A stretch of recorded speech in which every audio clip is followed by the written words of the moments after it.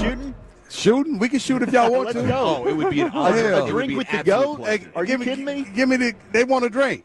Yeah, we want to drink. Oh, Yeah, I don't make people drink. They want to drink. No, this a is drink with Emmitt. How a lifelong awesome is dream that, coming Zach? through. Absolutely. Why man. not? And a beautiful bottle of the Herradura Thank you. tequila there on our Thank table, you. our broadcast position. Emmitt, as you're pouring this drink for these guys, you are making just an absolute dream come true for our guy Wolchuk over here. By the Really? way. Great Yeah. floor. So I got to talk with you with Chris Arnold. It was a phone interview a few years ago. Yeah. And CA sold me out as being an Emmitt Smith stan, without question. You're my hero, my favorite Cowboy of all time. Not hero. Yep, absolutely. I do got to ask, though. I've seen Daniel Boone is a hero. no, for sports hero. Sports Shoot. hero. Okay. But what's up with the Jeanty clips that I'm seeing around Radio Row? You don't want Jeanty with the Cowboys? First of all, I never said I don't want him. Okay. Let's make that very clear. I never said I don't want him. I think he's a very talented individual. I just don't know if the Cowboys are ready for him. Okay. Because there is no commitment to running a rock. If there was a commitment to running a rock, then the Cowboys would be talking about upgrading the offensive line. Mm-hmm. They'd be talking about an offensive system that we don't even know what kind of system we're going to have right now. So let's get that clear. It's not that I don't want Jeanty. Quit trying to get all this damn clickbait and tell the daggone truth of what I said. And the truth is the kid is very talented. I'm just not sure if the team is ready for him. Okay. That's all. So the offensive line needs to be built first? Or do you know what kind of system we're going to run offensively? I don't think any of us know. So what the hell, why are we talking about? I mean, what is Schottenheimer thinking? Yeah. What is the Cowboys thinking? My phone dropped on the backside over here, but that's okay. It's right here. I got it. Oh, you got it. Anyway, so it's like we don't even know what kind of system. We don't even know if he fits in a system. And what I hate to have happen is for us to make this illusion that Schottenheimer is going to have this great offense that don't even fit none of the players that we currently have, let alone one he drafts. And so until we understand what the offense is going to look like, what the commitment is to running the game, running the football, because we saw we can run the football. When Dak went down, Cooper Rush passing attempts went from wherever Dak was down to a reasonable number, and more carries went to Rico Dowdle and Zeke Elliott and maybe even Dalvin Cook. So the three of them. And so they carried the load. They offset what Dak would normally throw, which also says to me, Dak should have never been throwing that many passes in the first place. Amen. Yeah. So what are we talking about? The reality of the fact is, until we understand what Schottenheimer is going to run and how he's going to run it, I don't know if Jeanty is the right draft choice. And if he was the right draft choice, do we have enough talent to do what we want to do offensively? And do we have the current players, infrastructure-wise, to fit in the offensive system that he wants to run? If we don't, we got to go get it. And if we got to go get it, is it better to get Gentry or is it better to trade away the pick to get more picks to build a team to get you back to where you need to be at quicker? Yeah. There you go. You need to get that fourth-round pick back at least. I understand the game of football. Yeah. I understand what's going on. I see what's going on. And I just ask the questions that other people don't want to ask or they don't even think about. Yeah.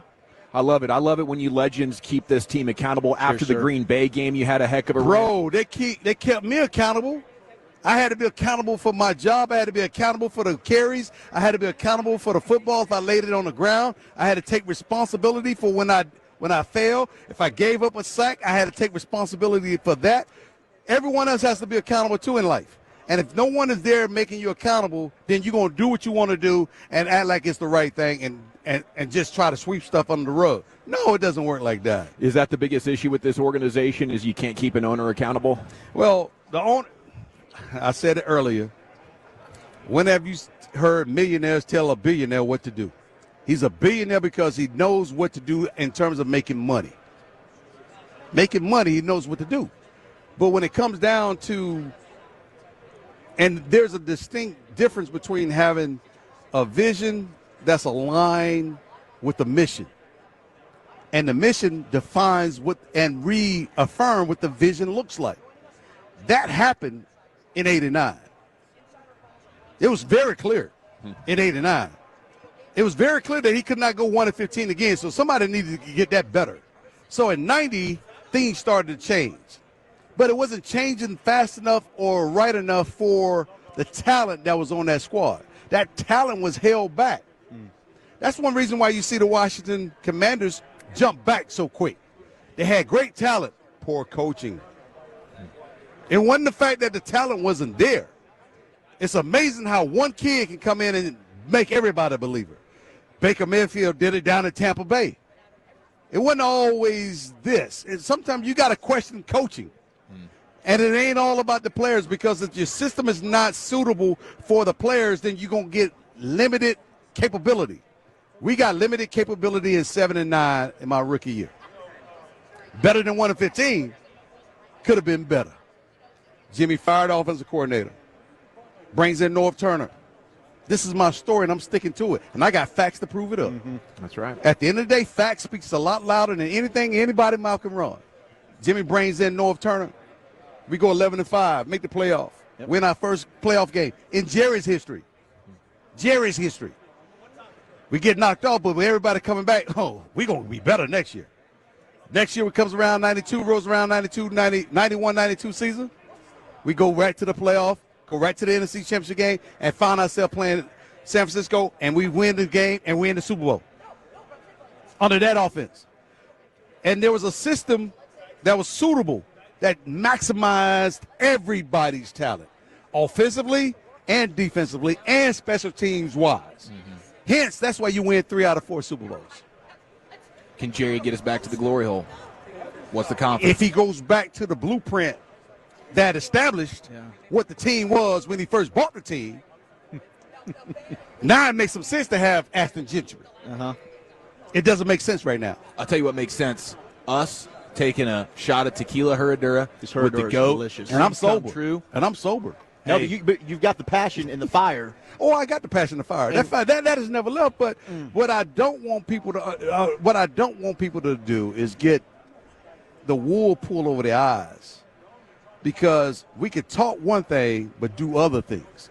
But when you're doing other things, you need to call out what those other things are. So there's validation for where we're going. Yeah, And there's validation for what we got. When they fired David Shula in 90 and they brought Norv Turner in, people were probably like, man, we just went 7-9. Why are you firing him? They probably asked the question. Well, Jimmy saw that we could be better. And we could be better quicker. Because you got to remember, in 90, the first 6 ball games, they didn't really give me the football. They really didn't. They just hodgepodged me here. I was getting 11 carries, 12 carries, 9 carries. I was getting some bull junk. What's the sweet spot? Some shit that they would run in Miami. And I was a back out of the SEC that I got better the more carries I got. That's right. And so Jimmy believed that, okay, I know what I got now. I'm going to test this thing out. Brought Norv in, and when Norv left, guess what Norv told the next offensive coordinator? They said, how many carries can I give him? Know what Norv told him? He'll tell you when he's tired. He's not tapping out. Yeah. He's going to tell you when he's tired. He'll tell you when he needs a break.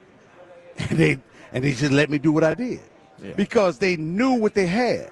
And so when you're building something, you're building it on a foundation, either sheetrock or you're building it on a foundation of concrete.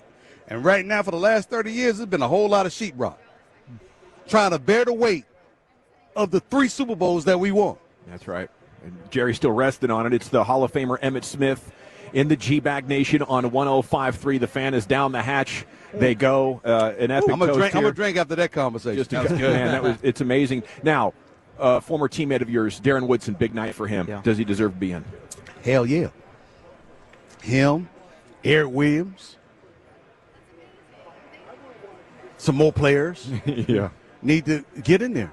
I mean, seriously. I mean,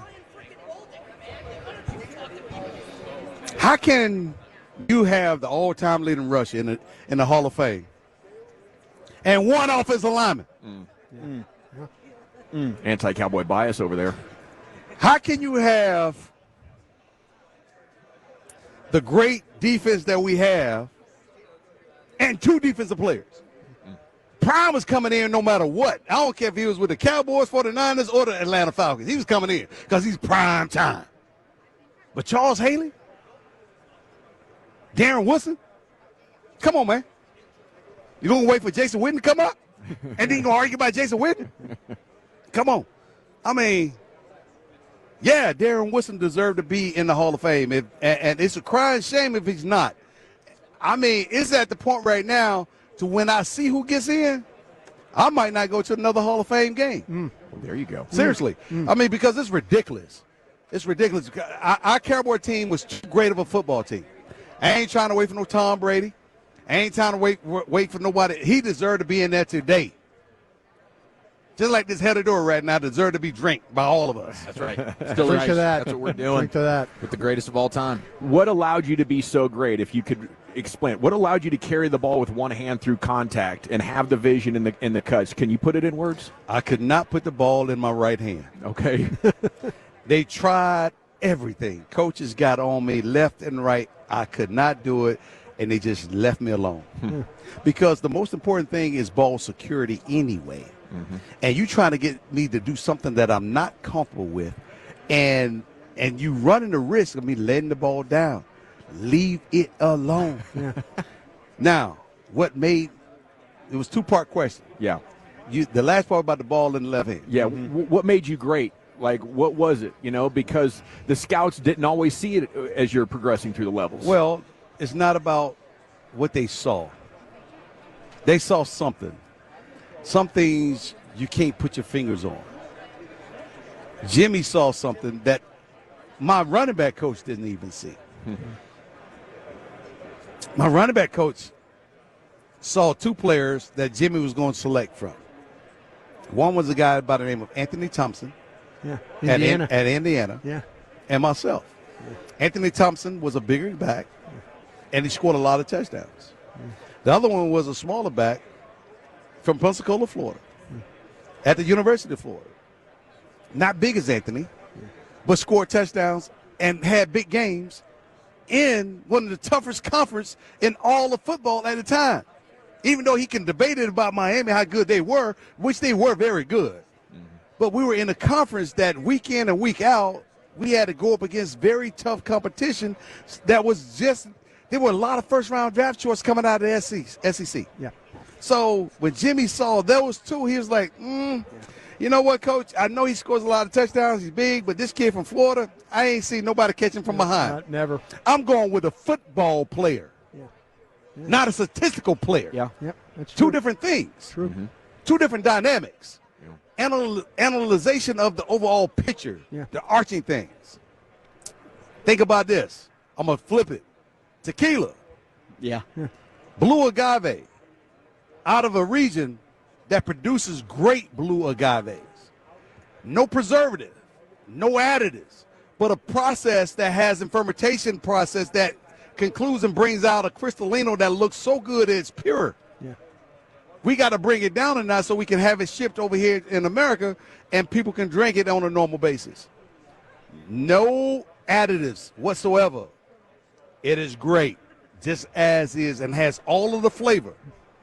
You can't see those things if you don't know those things. That's true. And at the end of the day, when you talk about a player like me and you ask what made me who I was already prepackaged. What made me better was the people that supported me and believed in the prepackage and helped bring out the best in the prepackage and believed in the prepackage because I demonstrated a consistency that afforded them to believe in the prepackage.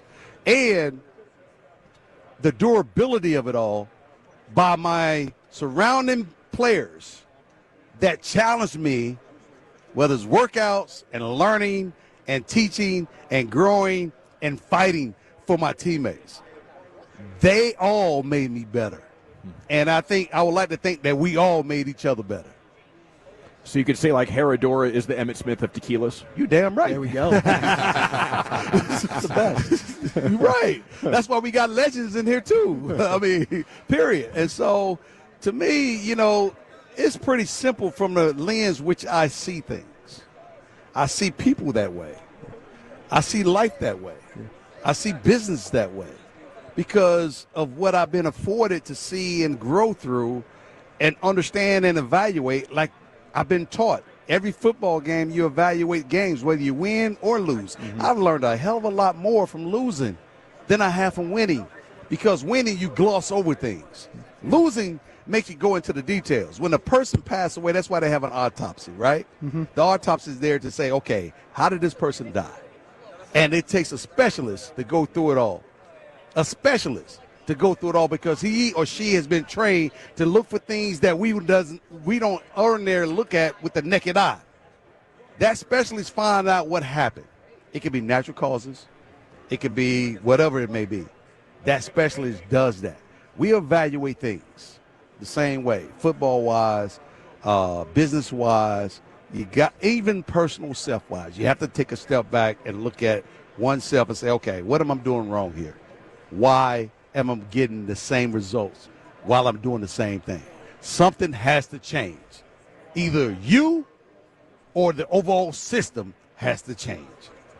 I love it. The great Hall of Famer Emmitt Smith here with you on your home of the Cowboys. Enjoy the rest of your week, sir. Thank you so much. And drink responsibly. I'm not taking this with me. I'm leaving this with y'all. That's for us. Let's You're the go. man. Thank you, sir. Thank you, Leaving Emmitt. with gifts as well. Salute to Emmitt Smith, the great 22 here with you in the GBag Nation on your home of the Cowboys, 105.3 The Fan.